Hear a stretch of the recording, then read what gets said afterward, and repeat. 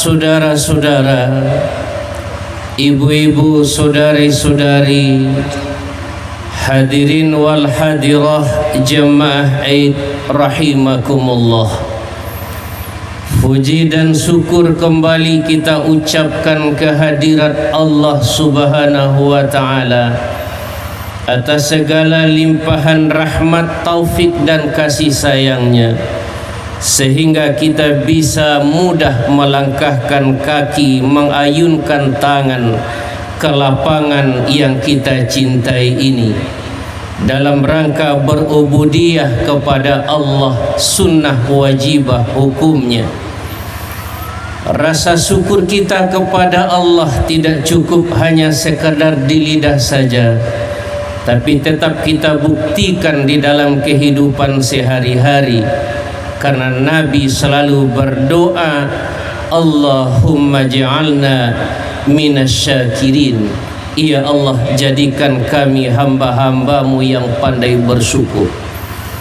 Hari ini kita bisa melakukan solat Aid, tapi harus kita pahami semuanya bahwa antara solat Aid dengan khutbah itu sejalan. Tidak ada solat saja, khutbah tak perlu didengar. Itu suatu hal yang salah. Jadi antara solat dengan khutbah itu sejalan. Maka ketika solat kita lakukan dan khutbah tidak kita ikuti, maka ini adalah sebuah kekeliruan yang sangat perlu kita rubah untuk masa selanjutnya. Hari ini kita masih bisa datang ke sini. Kalau kita telusuri ke rumah sakit, kita lihat di tetangga kita ada orang yang tak bisa melangkahkan kaki, mengayunkan tangan, terbaring di rumah sakit, terbujur di rumah masing-masing.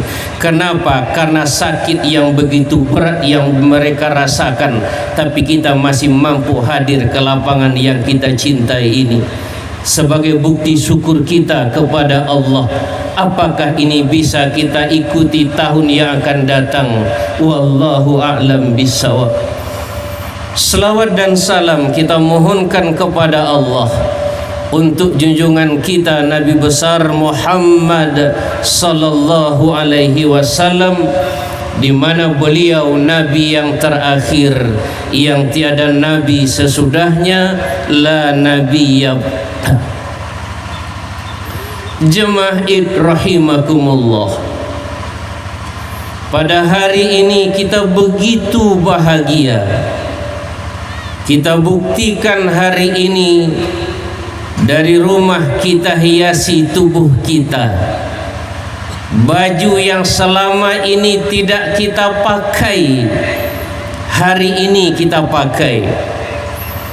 Beda yang selama ini tak kita punya bagi ibu-ibu, hari ini dibelikan oleh suami tercinta, dibawa ke lapangan. Tapi apakah terbayang oleh kita sampai kapan kita seperti ini? Hanya Allah lah yang tahu itu semua. Karena kebahagiaan yang kita rasakan, kita selalu mengumandangkan kalimat takbir di mana-mana. Allahu Akbar, Allahu Akbar, Allahu Akbar. Allah Maha Besar. Tidak ada manusia yang maha besar, tidak ada manusia yang besar, hanya Allah lah yang maha besar.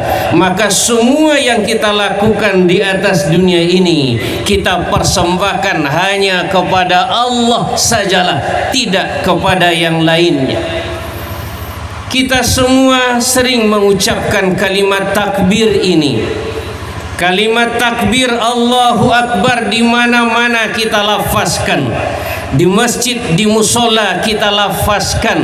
Di dalam suatu acara kita lafazkan. Tapi harus kita ingat, kalimat takbir itu bukan hanya sekedar penghias lidah semata. Tapi kalimat takbir Allahu Akbar kita masukkan dalam hati sanubari kita, kita amalkan dalam kehidupan, kita aktualisasikan dalam kehidupan kita sehari-hari. ratusan kilometer, bahkan puluhan kilometer.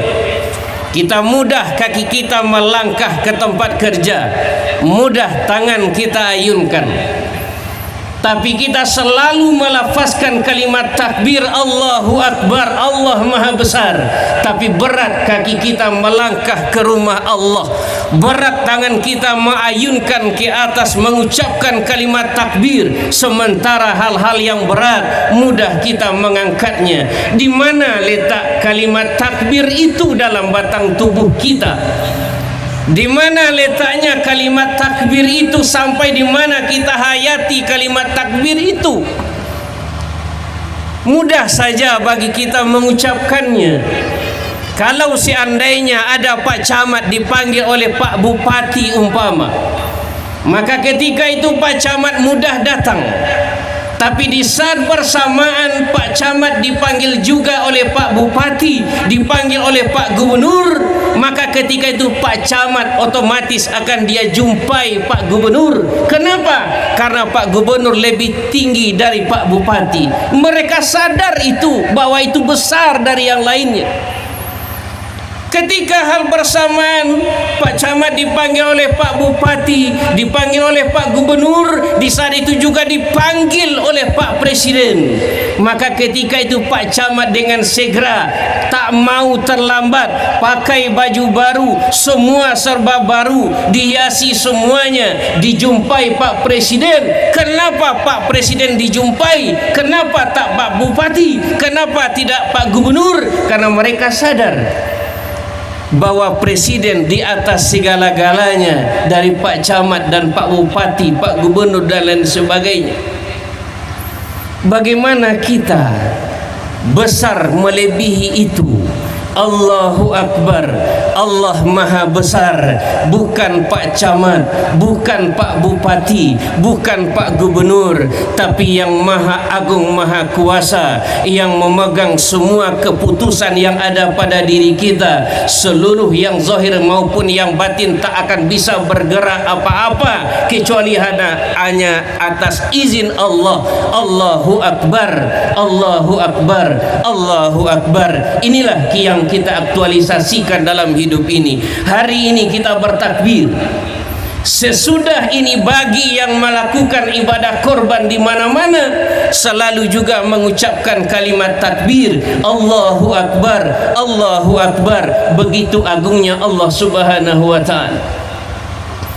Kita selalu mengucapkan kalimat hamdalah, alhamdulillah, maha puji bagi Allah. Tak satu pun manusia yang berhak dipuji, tak ada satu pun manusia yang pantas dipuji melebihi pujian hanya kepada Allah. Kalau ada manusia suka dipuji, ketika dia dipuji dia datang ke masjid, ketika dia dicaci dia malas ke masjid, ketika dia dipuji banyak melakukan ibadah, ketika dia tidak dipuji malas ibadah. Berarti manusia yang seperti ini telah memperserikatkan Allah dengan kalimat alhamdulillah, maha pujian. Yang berhak dipuji hanya Allah Subhanahu wa taala.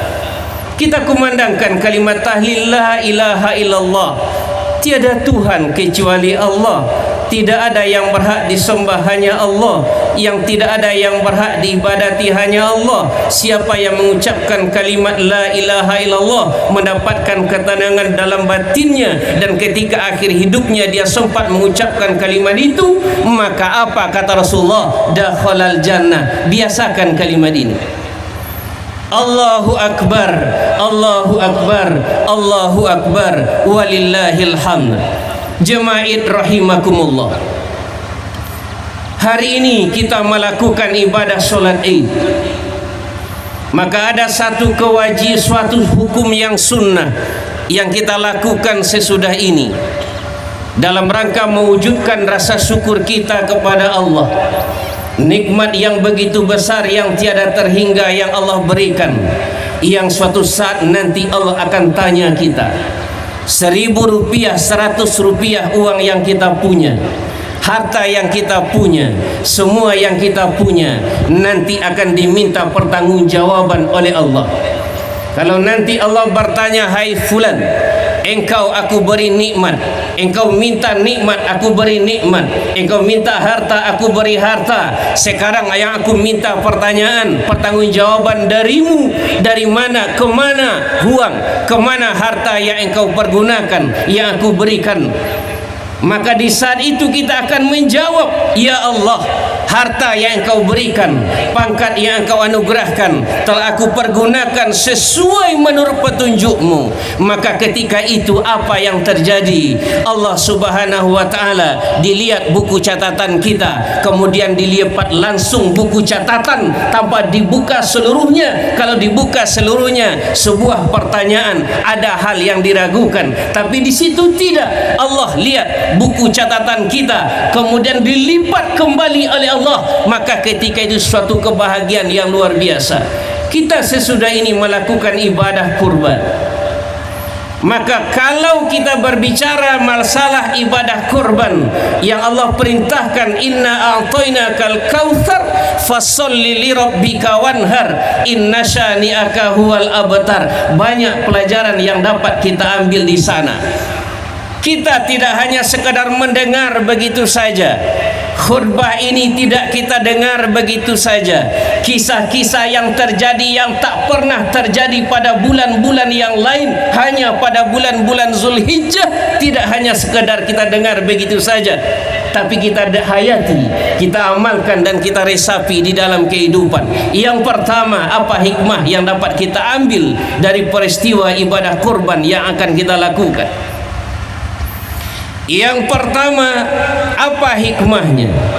Hikmahnya yang pertama adalah mengingatkan kita kepada kisah seorang 4 orang anak Nabi Adam, 4 orang anak Nabi Adam, Iklima, Labuda dan lain sebagainya, Habil dan Qabil. Peristiwa inilah yang beranjak sampai terjadi peristiwa ibadah kurban. Ada hikmah pelajaran di situ. Pada masa dahulu belum ada istilah mahram. Adik dengan kakak tidak ada istilah mahram. Larang dinikahi, tidak sah untuk dinikahi, tidak ada waktu itu. Yang ada waktu itu hukum berlaku, syariat berlaku ketika itu. Tidak boleh menikahi saudara kembar. Tidak boleh menikahi saudara kembar. Kalau Habil kembar dengan Labuda, maka Habil tak boleh menikah dengan saudara kembarnya. Kalau Qabil kembar dengan Iklima, maka Qabil tak sah, tak boleh menikah dengan saudara kembarnya. Maka dilakukanlah pernikahan silam.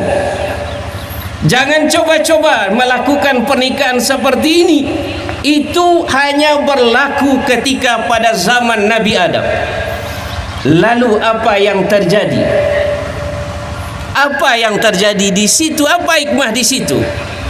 Ternyata si Qabil, lambang manusia durjana. Apakah ada keturunan-keturunan Qabil sampai hari ini? Hanya Allah lah yang tahu itu semua. Tanya dalam diri kita masing-masing. Qabil cemburu menikahi Labuda, cemburu menikahi saudara kembar si Habil, cemburu. Kenapa? Karena Labuda orangnya tak cukup cantik kelihatannya, cemburu dia. Yang Habil bukan soal bersyukur atau tidak bersyukurnya. Dia menikahi Iklima, kembaran dari si Qabil, bukan bersyukur tidak bersyukurnya. Tapi di situ yang terbayang oleh Habil itu adalah karena perintah dari Allah Subhanahu wa taala. Apakah cukup sampai di sana? Tidak. Maka Allah uji lagi. Siapa yang terbaik di antara Habil dengan Qabil? Ternyata yang lebih terbaik di situ diuji oleh Allah. Lakukan ibadah korban. Ternyata Habil melakukan ibadah korban. Dia persiapkan dari awal sematang-matangnya. Korbannya yang terbaik, yang dia korbankan yang terbaik, hewan ternaknya. Karena si Habil melakukan tugasnya, tanggung jawabnya sebagai peternak. Dia korbankan yang terbaik, yang terbagus. Ternyata si Qabil tidak. mana yang terjelek, ternyata itu yang dia korbankan. Dibawa ke sebuah bukit, korban kedua masing-masing, turunlah api. Ternyata dalam gambaran api itu yang diambil adalah si korban, si Habil. Kenapa? Karena Habil melakukan korban yang terbaik. Dia lakukan semata-mata mardhatillah, mencari ridha Allah. Akhirnya apa yang terjadi? Si Habil, korbannya tidak diterima, Habil diterima oleh Allah Subhanahu wa taala. Qabil cemburu, Qabil merasa marah, murka dan durja, maka dia bunuh adik kandungnya itu sendiri. Akibat apa? Tiada lain tiada bukan karena ada sifat iri hati, dengki dan lain sebagainya di dalam kehidupan si Qabil. Inilah asal muasal dari perintah ibadah korban sampai kepada Ibrahim dengan Ismail. Yang kedua, ini harus kita resapi. Yang kedua, apa hikmah yang kedua dari peristiwa ini? Tolong kita camkan baik-baik. Hikmah yang kedua dari peristiwa ini adalah tiada lain tiada bukan adalah birrul walidain, berbuat baik kepada kedua orang tua. Inilah hikmah yang kedua. Kita lihat kisah ini, sering kita dengar kisah ini, sering kita dengar kisah ini. Bayangkan kisah ini seandainya itu terjadi pada diri kita. Kita coba hayati kisah ini. Ketika Nabi Ibrahim berpuluh tahun minta anak, minta keturunan, Rabbi habli minas solihin, itu selalu yang dibaca oleh Nabi Ibrahim. Rabbi habli minas solihin, Rabbi habli minas solihin. Siang, malam, petang, pagi, dalam duduk, dalam berdiri, dalam berbaring, kemana saja Nabi Ibrahim mengucapkan kalimat Rabbi habli minas solihin. Ya Allah, anugerahkan aku anak yang soleh. Bukan hanya sekadar menjadikan, menciptakan anak, tapi apa? Anak yang soleh. Lalu karena doa Nabi Ibrahim yang istiqomah, yang selalu berdoa kepada Allah dalam kondisi sakit dan senang, mungkin berbeda dengan sebagian umat. Ketika susah doanya panjang, tapi ketika dalam kondisi senang malas berdoa. Nabi Ibrahim tidak. Ketika susah dia selalu berdoa, ketika senang dia tingkatkan doanya. Berbeda dengan kita sebagian, ketika susah kita panjang doa kita, masjid sesak penuh, tapi ketika senang kita malas ke rumah Allah. Lahirlah anak. Ketika lahir anak, menurut cerita umur 7 tahun. Ini kisah yang sangat menarik. Birrul walidain wa'budullah wa la tusyriku bihi syai'a wa bil walidaini ihsana. Sembahlah Allah, jangan memperserikatkan Allah, berbuat baiklah kepada kedua orang tua. Apa kisah ini? Apa kata Nabi Ibrahim kepada istrinya Hajar? Camkan baik-baik, renungkan semuanya.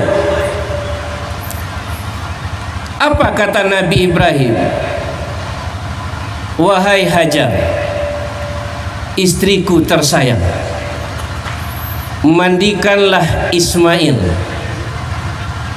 pakai baju baru yang belum pernah dia pakai yang segala baru, dandani dia semakin indah, gagah kelihatannya. Lalu apa yang terjadi? Apa kata Siti Hajar? Wahai suamiku, kita untuk apa kita dandani Ismail? Apa kata Ibrahim? Wahai istriku, kita diundang oleh Allah. Pelajarannya apa? Ketika akan menghadap Allah Subhanahu wa ta'ala, Nabi Ibrahim dengan Ismail mengajarkan, persembahkan yang terbaik, termasuk pakaian yang terindah yang kita punya, persembahkan ke hadapan Allah. Bukan hanya ke pasar tempat kenduri kita berpakaian indah, ketika kita diangkat segala macam pakaian indah, tapi ketika menghadap Allah hanya pakai singlet dan baju biasa. Pelajaran di situ. Maka ketika itu, ketika Ismail dibawa ke suatu tempat, apa yang terjadi di situ? Apa yang terjadi? Yang terjadi tiada lain tiada bukan dialog yang luar biasa dialog antara seorang anak soleh kepada ayah dan ibunya. Apa dialognya? Wahai anakku, 3 hari aku berturut-turut bermimpi. Tanggal 8, 9 sampai tanggal 10 Zulhijjah aku bermimpi berturut-turut. Bermimpi bahwa aku diperintah oleh Allah untuk menyembelihmu. Bagaimana pendapatmu wahai anakku? Luar biasa dialog ini. Seorang ayah dengan bahasa santun menyampaikan kepada anaknya, dalam kondisi anaknya berpakaian serba baru, berpakaian indah, dalam kondisi segar dan bugar. Seorang ayah berkata, wahai anakku.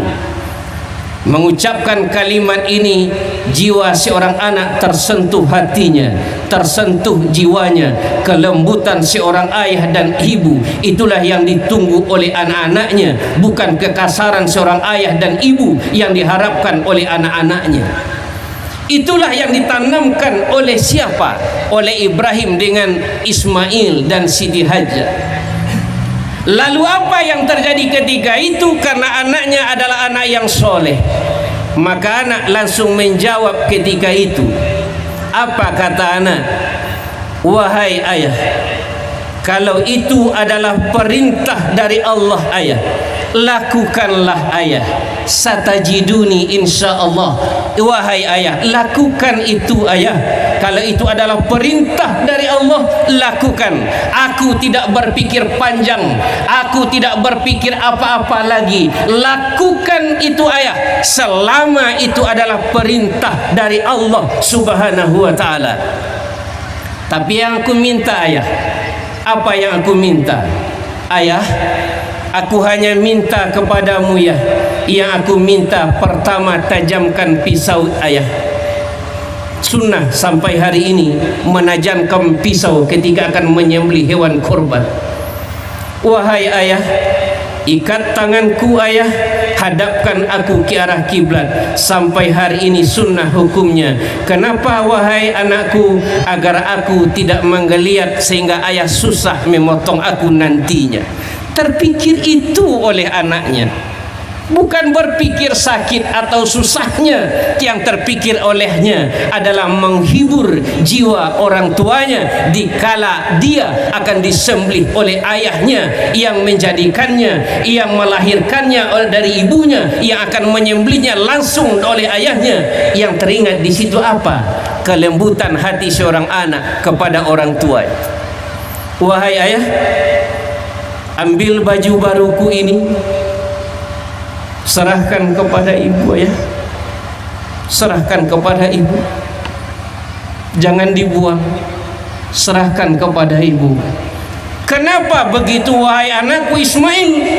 Jawabannya ayah tiada lain tiada bukan adalah, kalau seandainya nanti ibu rindu kepadaku, ibu selalu rindu dan menyebut namaku, padahal aku sudah engkau sembelih wahai ayah, maka berikan baju ini kepada ibu sebagai pengobat rasa rindu. Maka apa yang terjadi dalam kehidupan tengah masyarakat kita? Kalau ada anak yang menangis, entah apa sebabnya kita tak tahu. Ayahnya jauh dari rumahnya menangis entah kenapa. Dibilang sakit tidak sakit, dibilang apa tidak. Ternyata kata orang tua-tua kita, ambil baju ayahnya, maka selimuti baju itu kepada anaknya. Ada orang mengatakan, maka ketika itu anak pun diam seketika. Kenapa? Rasa rindu kepada ayahnya. Pelajaran dari mana dapat diambil? Tiada lain tiada bukan adalah kisah penyembelihan Ibrahim, penyembelihan Ismail oleh ayahnya Ibrahim alaihissalam. Allahu Akbar, Allahu Akbar, Allahu Akbar, walillahil hamd. Kaum muslimin sidang jemaah Id, kaum muslimat sidang jemaah Id rahimakumullah. Birrul walidain adalah suatu hal perintah yang sangat utama, yang tidak bisa kita tawar-tawar begitu saja. Kita ingat kisah Alqamah. Bapak-bapak tentu paham tentang kisah ini. Seorang istri juga ingat kisah ini. Lihat Alqamah, bagaimana Alqamah ini orang yang taat ibadahnya, panjang zikirnya, panjang doa, taat ibadahnya luar biasa. Tapi ketika sakratul maut yang selalu kita minta setiap saat, Allahumma inna nas'aluka husnul khatimah, ya Allah anugerahkan aku kehidupan akhir hidup yang mulia. Ternyata Alqamah yang panjang ibadahnya, banyak ibadahnya, taat ibadahnya, ternyata ketika ajal datang merenggut nyawa, apa yang terjadi? Alqamah susah menghembuskan kalimat terakhir dengan kalimat la ilaha illallah. Susah. Kenapa terjadi kesusahan? Diadukan kepada Rasulullah, ya Rasulullah, Alqamah orang yang taat ibadahnya ketika sakratul maut susah mengucapkan kalimat tahlil la ilaha illallah. Kenapa ya Rasulullah? Rasulullah datang ke sana. Datang Rasulullah ke sana. Dia panggil ibunya. Wahai ibu, ini anakmu? Iya, Alqamah. Bagaimana menurutmu ibu anakmu ini wahai ibu? Alqamah orang yang hebat, orang yang panjang zikirnya, taat ibadahnya. Ternyata Rasulullah belum percaya. Ditanya lagi, wahai ibu, coba renungkan baik-baik, renungkan sematang-matangnya apa sebenarnya kesalahan Alqamah ini semasa hidupnya.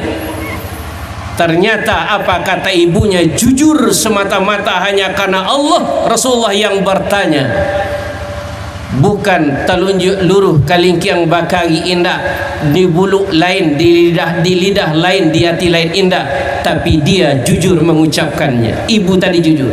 Ya Rasulullah, Alqamah semasa hidupnya walaupun dia taat ibadahnya, panjang zikirnya, sering ke masjid, sering ke rumah engkau ya Allah untuk beribadah, tapi suatu saat, suatu ketika dia pernah menjatuhkan, membuat hatiku merasa sedih dan hibah. Apa itu? Alqamah lebih mementingkan istrinya ketimbang aku ibunya. Perasaan itulah yang menghantui Alqamah. Seorang suami lebih mementingkan istrinya ketimbang ibu kandungnya, lebih mementingkan istrinya ketimbang ibunya. Inilah yang membuat Alqamah susah menghembuskan nafas yang terakhir karena membuat ibunya merasa hibah hatinya. Lihat bapak dan ibu, hadirin wal hadirah, ketika suami memberikan baju baru untuk istrinya, maka ketika itu seorang ibu melihat, ayah melihat, memandangnya, maka seorang anak tak membelikan apa-apa buat ibunya, buat ayahnya, hanya membelikan buat anak dan istrinya. Iba hati ibunya, iba hati ayahnya. Maka ketika itu jua Rasulullah katakan, anak ini sudah termasuk anak yang durhaka. Bukan dia berbuat baik kepada ibunya. Perhatikan istri dan anak, iya tanggung jawab, tapi ingat, memperhatikan kedua orang tua melebihi segala-galanya. Seorang istri berbuat baik kepada suaminya melebihi segala-galanya. Seorang suami berbuat baik kepada ibunya dan bapaknya melebihi segala-galanya. Ternyata perasaan inilah yang membuat Alqamah susah menghembuskan nafas yang terakhir. Bagaimana kita ini? Berapa banyak kita menyakiti hati orang tua kita, membuat orang tua kita sedih dan hibah. Berapa banyak? Insaflah dan sadarlah kita semua, minta maaflah kepada kedua orang tua kita. Terakhir, ibadah kurban yang kita lakukan, tolong bapak dan ibu hadirin wal hadirah, tidaklah sia-sia. Layangkan pandangan jauh, tukikan pandangan dekat. Jangan pandang hari ini, jangan dipandang hari ini. Orang-orang jahiliyah, tokoh-tokoh jahiliyah berani mengorbankan apa saja untuk menghancurkan Islam. Apapun dia berikan, apapun dia keluarkan agar umat Islam ini hancur porak-poranda. Mulai dari zaman Rasulullah mereka berani berkorban. Sementara kita orang yang beriman, asyhadu an la ilaha illallah wa asyhadu anna Muhammadar Rasulullah, kadang-kadang berpikir panjang untuk berkorban. Padahal sunnah wajibah hukumnya. Orang yang sudah mampu tak mau berkorban diancam oleh Nabi, jangan dekati tempat rumah ibadahku. Diancam oleh Rasulullah karena nanti akan ditanya oleh Allah Subhanahu wa taala. Maka ibadah korban jangan pandang hari ini, hilang hari ini 3 juta sekian, kapan lagi bisa dikumpulkan. Jangan dipandang 3 jutanya, jangan dipandang kambingnya, jangan dipandang sapinya, tapi pandang hati kita, untuk siapa kita berkorban. Tiada lain tiada bukan adalah untuk Allah Subhanahu wa ta'ala. Maka ibadah korban dalam kitab Az-Zawajir dijelaskan, wafdan ay rukbanan mukromina, wafdan rukbanan ay mukromina, bahwa wafdan itu adalah kendaraan yang kita dapatkan dari ibadah korban yang kita lakukan semasa hidup kita di dunia. Nanti setelah kiamat terjadi, semua umat manusia dari zaman Nabi Adam sampai umat Nabi Muhammad dikumpulkan di padang mahsyar tanpa pakai busana sehelai benang pun. Panas bukan main, sesak luar biasa, bagaikan anak panah dalam busurnya, bukan main panasnya. Ada yang keringat sampai ke lutut, sampai ke kaki, sampai ke pusat, sampai ke telinga, bahkan menutupi tubuhnya karena begitu panasnya. Tapi orang yang berkorban semasa hidupnya, maka dengan mudah dia berjalan menaiki sebuah kendaraan yang dimuliakan. Apa itu? Dari mana itu? Tiada lain tiada bukan adalah dari ibadah korban yang kita lakukan semasa hidup kita di dunia dengan niat mardatillah, ikhlas semata-mata karena Allah. Jadi orang yang berkorban, hadiri ketika berkorban. Kalau bisa sembelihlah sendiri, jangan diwakilkan. Kalau tak bisa diwakilkan, kalau tak bisa sendiri, wakilkan, tapi hadiri. Ucapkan di sana kalimat takbir. Orang yang berkorban ucapkan kalimat takbir juga, baca inni wajjahtu wajhiya sampai kepada inna solati wa nusuki wa mahyaya wa mamati lillahi rabbil alamin. Sampai di sana lafaz. Kalau tidak dibaca, di situ rugi kita. Maka ingat, jangan sia-siakan ibadah korban kita hanya karena yang lain. Masih ada kesempatan kita untuk melakukan. Bagi yang belum berniat, lakukan ibadah korban. Masih ada sampai 3 hari tasdik berikutnya. Mudah-mudahan ibadah kita diterima oleh Allah Subhanahu wa ta'ala. Apa yang kita lakukan, semua itu sebagai bekal bagi kita di saat kita menghadap Allah Subhanahu wa ta'ala nantinya. Aqulu qawli hadza astaghfirullahal azim li wa lakum wa lisairil muslimina wal muslimat wal mu'minina wal mu'minat fastaghfiruhu innahu huwal ghafurur rahim.